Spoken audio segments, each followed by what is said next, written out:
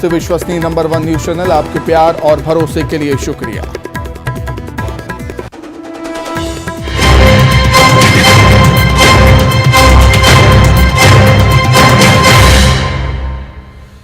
नमस्कार, स्वागत है आपका। मैं हूं आपके साथ सुमित शर्मा। मंडला से बड़ी खबर है, जहां पर बेकाबू ट्रक का कहर देखने को मिला। बेकाबू ट्रक ने दर्जनों गाड़ियों को टक्कर मार दी। हादसे में कई गाड़ियां क्षतिग्रस्त हुई हैं। जान बचाने के लिए लोग इधर उधर भागे हैं। करीब 1 दर्जन से ज्यादा लोग घायल हुए हैं। हादसे में 2 की हालत गंभीर बताई जा रही है। हादसे के बाद बाइक में पहिया फंसने पर ट्रक रुक गया। पहिए में बाइक फंस जाने से ट्रक रुक गया है। ट्रक के पहिए में बाइक फंस गई, जिसके बाद ट्रक वहां पर रुक गया। गुस्साए लोगों ने जाम लगा दिया। नेशनल हाईवे 30 बिछिया नगर परिषद की यह घटना बताई जा रही है। तस्वीरें देख सकते हैं, दर्जनों गाड़ियों को टक्कर मारी इस ट्रक में। अधिक जानकारी के लिए बातचीत करेंगे। कृष्णा साहू हमारे साथ जुड़ गए हैं फोन पर। कृष्णा, क्या कुछ जानकारी है? क्या ट्रक ड्राइवर को हिरासत में ले लिया गया है? जी बिल्कुल सुमित, बताना चाहूंगा कि जो पूरा मामला आज सुबह का ही है। करीब 11 साढ़े 11 बजे के आसपास का पूरा मामला है, जहां लकड़ी से लोड एक ट्रक जो रायपुर साइड से आ रहा था। उसी दौरान बताया जा रहा है कि ट्रक बेकाबू हो गया, और ऐसा भी बताया जा रहा है कि ट्रक का ब्रेक फेल हो गया था, जिसके कारण से करीब आधा किलोमीटर दूर से यह ट्रक बेकाबू होते चला आ रहा था। और जो साइड में जो गाड़ियां खड़ी थी और जो आसपास में जो लोग रास्ते में जो चल रहे थे, उन्हें यह रौंदता हुआ करीब आधा किलोमीटर तक बढ़ा, जिसकी चपेट में करीब 25 से 30 गाड़ियां आई हैं। और इसके साथ ही करीब 2 दर्जन से ज्यादा लोग घायल बताए जा रहे हैं। इसमें 4 की हालत काफी ज्यादा गंभीर है, जिन्हें मंडला जिला अस्पताल की ओर रेफर कर दिया गया है। इसके साथ ही सुमित, जो बताया जा रहा है कि जो ट्रक चालक था वह मौके से फरार हो गया है। और इस पूरे मामले में जिस तरीके से जो ये हादसा हुआ है, इसको देखकर वहां के जो नगर पालिका बिछिया, जो नगर परिषद बिछिया का जो इलाका है, वहां के लोग गुस्सा गए और उन्होंने अभी नेशनल हाईवे 30 को जाम कर दिया है पूरी तरीके से। यहाँ पर बड़ी संख्या में लोग सड़कों पर उतर आए हैं और हंगामा कर रहे हैं। हालांकि मौके पर प्रशासन और पुलिस के अधिकारी मौके पर मौजूद हैं, स्थिति को नियंत्रण करने की कोशिश कर रहे हैं। सुमित, बिल्कुल कृष्णा, बहुत शुक्रिया आपका जुड़ने के लिए। तमाम बातचीत के लिए आपका बहुत धन्यवाद। आगे बढ़ेंगे। दुर्ग से बड़ी खबर है, कोलकाता से गायब भिलाई के खिलाड़ी की लाश मिली है। हैंडबॉल खिलाड़ी सिराज खान की नदी किनारे लाश मिली। गुवाहाटी जाने के दौरान कोलकाता से ये खिलाड़ी गायब हो गया था। नेशनल जूनियर प्रतियोगिता में शामिल होने के लिए गुवाहाटी जा रहा था। कोलकाता पहुंचने के बाद सिराज खान गायब हो गया। सिराज के परिजन कोलकाता पहुंचे। तो बड़ी खबर दुर्ग से, जहां कोलकाता से गायब भिलाई के खिलाड़ी की लाश मिली। हैंडबॉल खिलाड़ी सिराज खान की नदी किनारे लाश मिली। गुवाहाटी जाने के दौरान कोलकाता से गायब हो गया था। नेशनल जूनियर प्रतियोगिता में शामिल होने के लिए गुवाहाटी जा रहा था। कोलकाता पहुंचने के बाद सिराज खान लापता हो गया, गायब हो गया। उसका कुछ पता नहीं था। हालांकि जो परिजन थे वो अनहोनी की आशंका जता रहे थे, और हुआ भी वैसा ही। सिराज खान की लाश मिली है नदी के किनारे। सिराज के परिजन कोलकाता पहुंचे हुए हैं। पुलिस मामले की जांच कर रही है।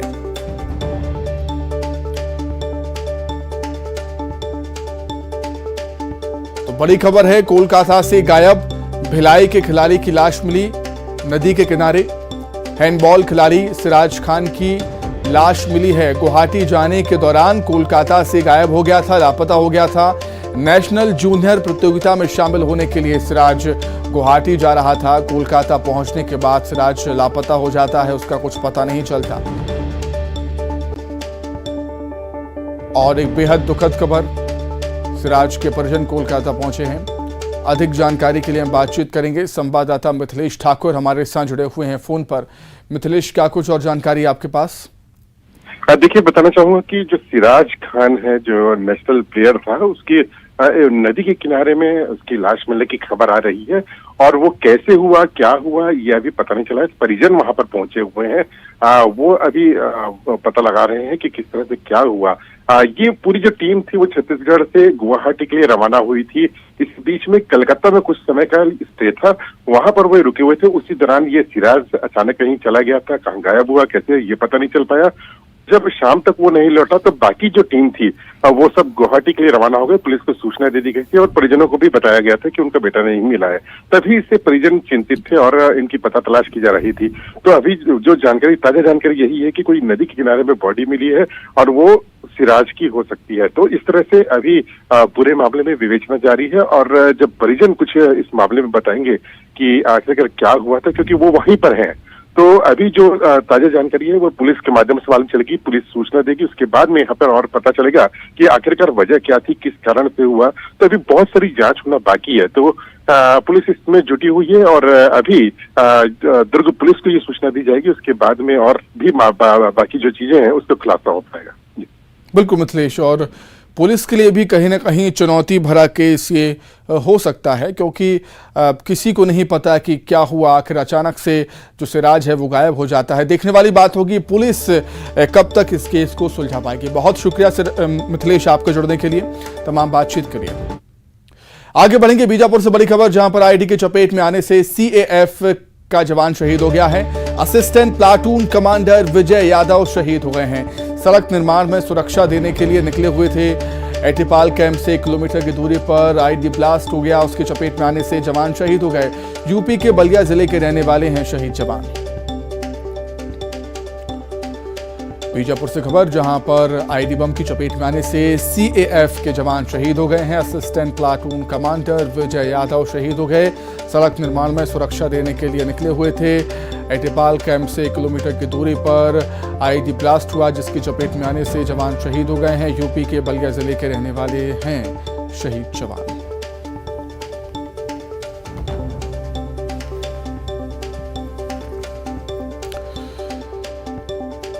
तो बेहद ही दुखद खबर है बीजापुर से, जहां पर आईडी की चपेट में आने से सीएएफ के जवान शहीद हो गए।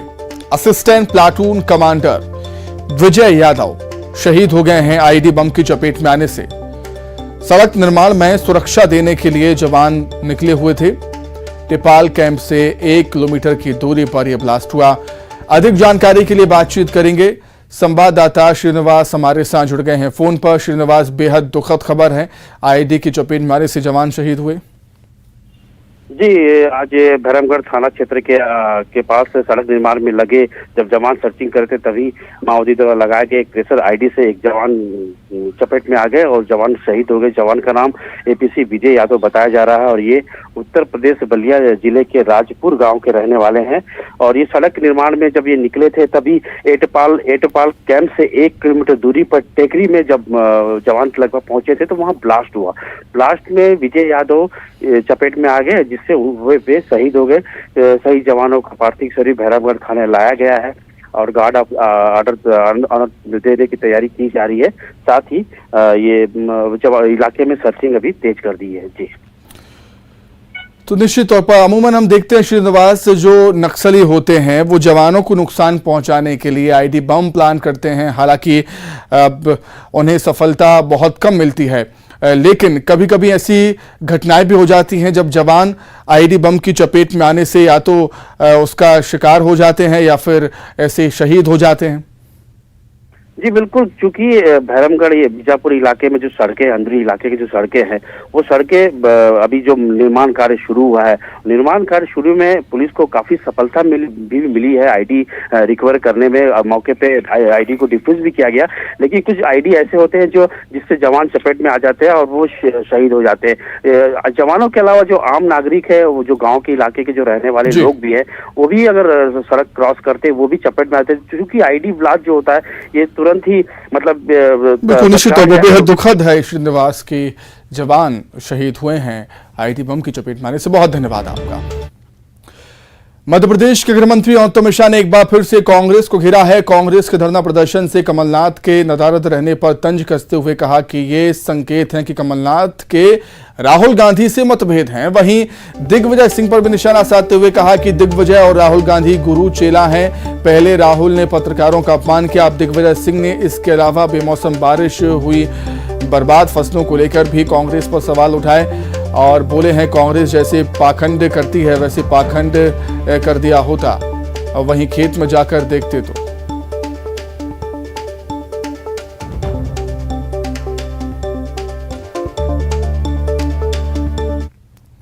ब्लॉग्स जो आपने कल देखा होगा ना, कि प्रभारी जी को ही कहना पड़ा कि वो होते तो ये आते। आइटम बोलने पर राहुल जी ने जब कहा था तब भी उनने खेद नहीं जताया था, अपना वचन निभाया था। जब यात्रा पर राहुल जी गए थे तब आपने देखा होगा महाराज जी से मिलने गए थे तो कह रहे थे हम 7 दिनों से मर रहे हैं। कांग्रेस उनसे तो कहे कमलनाथ जी अभी तक क्यों नहीं गए, दिग्विजय सिंह जी एक हाथ खेत पे क्यों नहीं गए।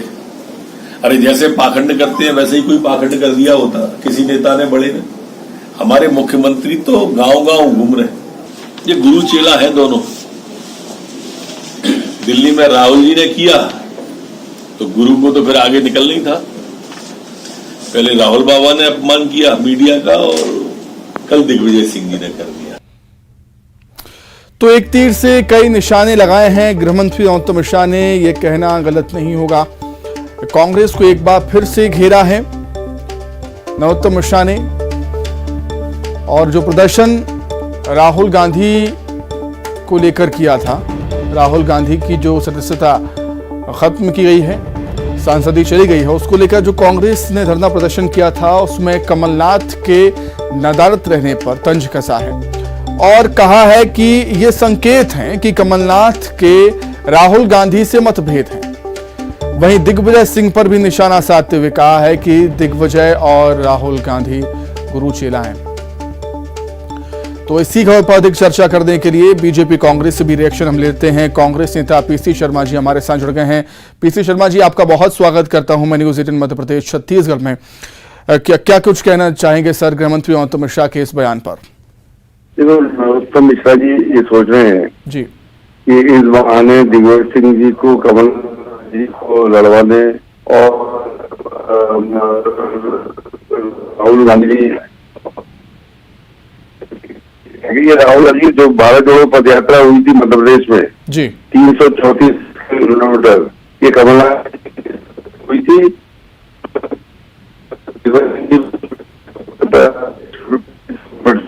तो ये बताएं जो प्रधानमंत्री की रही है उसका। जी पीसी शर्मा जी, आपकी आवाज हम तक सही से नहीं पहुंच पा रही, हम फिर से आपको कनेक्ट करने की कोशिश करेंगे। पंकज जी हमारे साथ जुड़ गए हैं, बीजेपी नेता, उनसे रिएक्शन ले लेते हैं। पंकज जी, क्या कुछ कहना चाहेंगे आप? लगातार हमलावर है बीजेपी कांग्रेस पर, चाहे वो राहुल गांधी का मुद्दा हो या जो किसानों की फसलें बर्बाद हुई हों उसका मुद्दा। पंकज जी, मेरी आवाज आप तक पहुंच रही है क्या? पंकज जी, आप मुझे सुन पा रहे हैं? मेरी आवाज आप तक आ रही है क्या? आपकी आवाज आ रही है? बिल्कुल। पंकज जी, क्या कुछ कहेंगे आप? लगातार कांग्रेस आप पर आरोप लगाती है कि भ्रम फैला रही है बीजेपी, जनता को गुमराह करने की कोशिश कर रही है हर एक मुद्दे को लेकर। देखिए सुमित जी, मैं आपको कुछ प्रमाण देता हूं जो इस बात का स्पष्ट संकेत करेंगे कि जो भारतीय जनता पार्टी कमलनाथ जी और राहुल गांधी के रिश्तों को लेकर कहती गलत नहीं है, इस बात में कोई संदेह नहीं कि कमलनाथ जी खुलकर राहुल गांधी का विरोध करते हैं। जब राहुल गांधी जी भ्रष्टाचार के मामले में दिल्ली की अदालत घूम रहे थे, उस समय कांग्रेस के बाकी सारे नेता एक भ्रष्ट राजनेता को बताने के लिए बचाने के लिए प्रदर्शन कर रहे थे। जी दिग्विजय सिंह पहुंचे, कमलनाथ नहीं पहुंचे जी। क्योंकि दिग्विजय सिंह जी तो राजनीतिक गुरु है, तो अपने चेहरे को बचाने के लिए वहां पहुंचे, कमलनाथ जी नहीं पहुंचे। कांग्रेस का एक बड़ा आयोजन था राहुल गांधी का, कमलनाथ जी वहां नहीं पहुंचे जी। भारत जोड़ो यात्रा जब प्रारंभ हुई कन्याकुमारी से, सारे नेता पहुंचे। कमलनाथ जी पर खुद का हवाई जहाज है, देश के 2 नंबर के उद्योगपति हैं वो। 1 घंटे में कन्याकुमारी पहुंच सकते, कमलनाथ जी वहां भी नहीं पहुंचे। और कल जब भोपाल में राहुल गांधी जी की जो सदस्यता गई। अच्छा पंकज जी, एक चीज आपसे मैं समझना चाहूंगा, आप कह रहे हैं कि मतभेद है राहुल गांधी में और कमलनाथ में। अगर ऐसा होता है तो जब कांग्रेस की सरकार बनी तो मुख्यमंत्री क्यों बने कमलनाथ? आला कमान की हरी झंडी के बाद ही बने होंगे ना? ये आला कमान की हरी झंडी नहीं समझिए जी, वो डी कमलनाथ जी ने मध्य प्रदेश में कांग्रेस पार्टी के चुनाव का पूरा खर्चा उठाया। सारी व्यवस्था कमलनाथ जी की थी। उस डील में यही फिक्स हुआ था कि यदि सरकार बनने की स्थिति बनेगी तो जो मैंने पैसा निवेश किया है कांग्रेस पार्टी के चुनाव लड़ने पर, हवाई जहाज पर, प्रचार प्रसार पर, उसकी वसूली करने के लिए मुझे मुख्यमंत्री बनाया जाएगा। तो राहुल गांधी तो डील ठीक है पंकज जी, बहुत शुक्रिया आपका जुड़ने के लिए। पीसी शर्मा जी आपका भी बहुत धन्यवाद जुड़ने के लिए। आगे बढ़ते हैं खबर उज्जैन से। महाकाल मंदिर में दान का हिस्सा पुजारियों को दिए जाने को लेकर लोकायुक्त तक शिकायत पहुंच चुकी है। जी हां, सारिका गुरु ने शिकायत दर्ज कराई है और सारिका ने लोकायुक्त को जो शिकायत दर्ज कराई है उसमें लिखा है कि महाकाल मंदिर एक्ट में भेंट पेटियों की 35% राशि पुजारियों को देने का कोई वैधानिक प्रावधान नहीं है। ग्वालियर में शनिवार से महिलाओं की अनोखी फुटबॉल प्रतियोगिता शुरू हुई है, गोल इन साड़ी, और ये थीम थी और इस पर आयोजित फुटबॉल प्रतियोगिता में महिलाएं साड़ी पहनकर मैदान में उतरी। देखिए आप भी। अपनी टीम में डिस्ट्रीब्यूट करेंगे।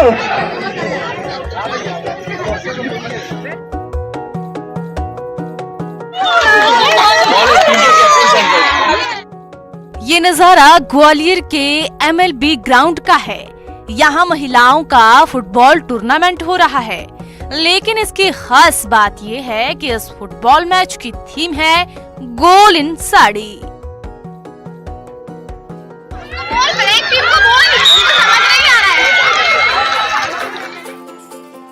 जी हाँ, फुटबॉल मैच तो आपने पहले भी देखे होंगे, लेकिन साड़ी में महिलाओं को फुटबॉल खेलते शायद ही देखा होगा।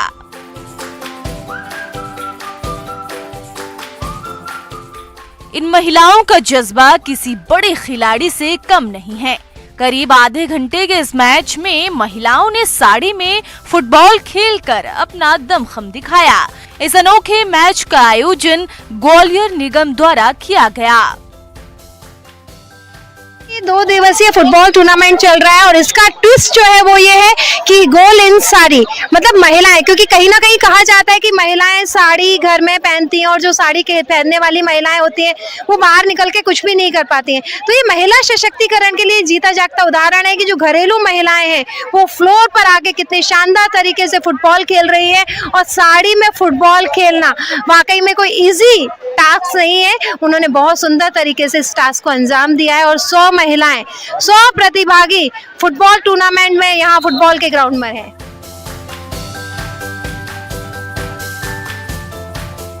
इस फुटबॉल टूर्नामेंट में 3 मैच हुए, जिसमें पिंक, ब्लू और ऑरेंज टीमों ने शानदार जीत दर्ज की।